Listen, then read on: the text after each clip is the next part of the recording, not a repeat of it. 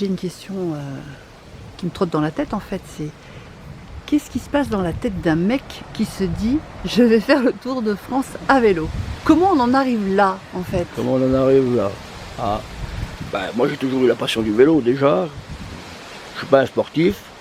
Moi ce que j'aime c'est les voyages, les rencontres aussi bien sûr, mais bon surtout la balade. Hein. Donc après avec mon ami Jean, il y a 40 ans on était parti avec son frère Stan et puis le beau-frère de l'époque. On était parti, on avait fait quelques raids en vélo quand même, on avait fait la Lorraine jusqu'en Ardèche. Moi avec Pops, le frère aussi à Jean, eh ben, on était parti aussi, on avait fait 2-3 petites balades en vélo, bon voilà. Moi je suis parti aussi tout seul, souvent aussi un peu en vélo, mais bon, c'était jamais rien de régulier, hein, voilà. À l'époque, voilà. Et aujourd'hui c'est pareil, il n'y a rien de régulier, c'était une envie. Hein.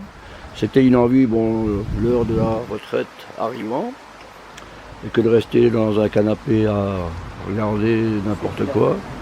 Moi, je me suis dit, voilà la retraite. La retraite, voilà, bien sûr, oui, l'opportunité. L'opportunité d'être à la retraite, voilà, bien sûr, hein, et puis d'avoir le temps. Bon, bien sûr, j'allais parler avec ma compagne un petit peu avant, quand je lui ai appris, quand je lui ai annoncé ça, elle était un peu... Parce qu'on part toujours ensemble, mais là, bon, ben, elle a été très compréhensive, puisqu'elle m'a, bien sûr, elle a adhéré à ce projet.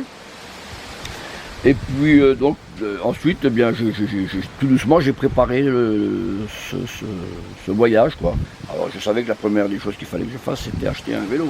Puisqu'il y a 2 ans, on avait fait Royan 7, donc 720 km. Et là, j'avais un vélo qui n'était pas adapté du tout à ce type de voyage, puisque j'ai cassé 3 axes. Donc ça te retarde, etc., etc. Et en plus, j'avais pris une remorque à l'arrière. Enfin, tout ce qu'il ne fallait pas faire, je l'avais fait, quoi. Mais je voulais tester justement avec une remorque ce que c'était. Et en fait, c'était pas bon. Ça a permis de faire une première expérience, une expérience pour préparer tout ça aussi. Hein. L'idéal, c'est ça, en fait, c'est avoir des sacoches à l'arrière, avoir un vélo adapté qui supporte. Ce vélo-là peut supporter jusqu'à 170 kg. Charge totale comprise roulante. Hein. Il est donné jusqu'à 170 kg. Donc je suis à 140, c'est pas mal, mais j'ai encore une marge, quoi. Hein. Et il faut savoir qu'il était plus chargé que ça quand je suis parti. C'est pas inaccessible, hein. Bon, je reçois plein d'encouragements, évidemment, de plein de gens qui ont envie, mais c'est à la portée de, honnêtement, hein, de tout le monde. Hein. Bon, moi je suis pas, comme je dis, je suis pas sportif, mais bon, mais... Je sais pas si je le ferais. Hein. Oh, il y en a... On peut le faire quand même.